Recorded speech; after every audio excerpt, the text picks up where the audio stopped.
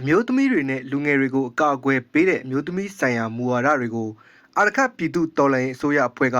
ရေးဆွဲနေတယ်လို့သိရပါတယ်။အာရခပြည်ကအမျိုးသမီးတွေနိုင်ငံရေးနဲ့ဥဆောင်မှုအခမ်းကဏ္ဍတွေမှာပါဝင်လာနိုင်ဖို့နဲ့အမျိုးသမီးတွေလိမ်ပိုင်းဆိုင်ရာအကြမ်းဖက်မှုတွေကနေအကာအကွယ်ပေးနိုင်ဖို့ရည်ရွယ်ထားတယ်လို့ ULA ပြောခွင့်ရဦးခိုင်တုကဆိုပါတယ်။အာရခပြည်အတွင်းမှာနေထိုင်ကြတဲ့ဘယ်လူမျိုးစုတွေရဲ့အမျိုးသမီးတွေဖြစ်စေအခုရေးဆွဲနေတဲ့အမျိုးသမီးဆိုင်ရာမူဝါဒတွေမှာတန်းတူအခွင့်အရေးရရှိကြရမယ်လို့သိရပါတယ်။အာရခအစိုးရအဖွဲ့တွေကအမျိုးသမီးတွေအပြင်အာရခပြည်လူအဖွဲ့အစည်းအားလုံးကအမျိုးသမီးတွေအတွက်ပါအကျုံးဝင်တယ်လို့ဦးခိုင်တုကပြောပါတယ်။အမျိုးသမီးဆိုင်ရာမူဝါဒတွေက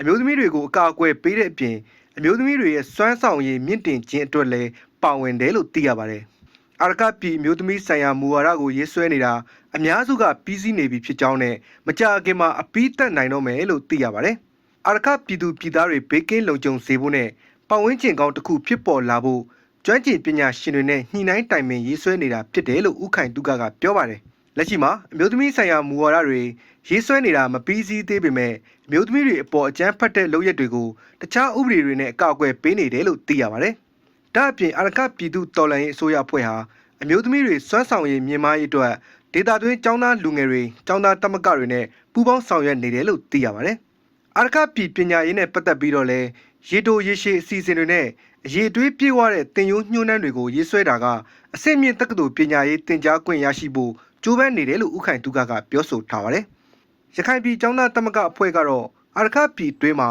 လူမျိုးဘာသာခွဲခြားမှုမရှိဘဲမွတ်စလင်အမျိုးသမီးတွေအပါအဝင်ကျောင်းသားလူငယ်တုတရက်လုံးကိုစွမ်းဆောင်ရည်မြင့်သင်တန်းတွေမြို့နယ်အလိုက်မှာသင်ကြားပို့ချပေးနေတယ်လို့သိရပါတယ်။လက်ရှိမှာတော့အာရခကျောင်းသားကျောင်းသူတွေဟာအကြမ်းဖက်စစ်ကောင်စီရဲ့လေကြောင်းအန်နယ်ကြောင့်စာတင်ကျောင်းတွေမှာသင်ကြားခွင့်မရရှိကြသေးပဲဘော်ဒါဆောင်လိုပုံစံမျိုးနဲ့ပညာရေးကိုလေ့လာနေတယ်လို့ဒေသခံတွေစီကသိရပါတယ်။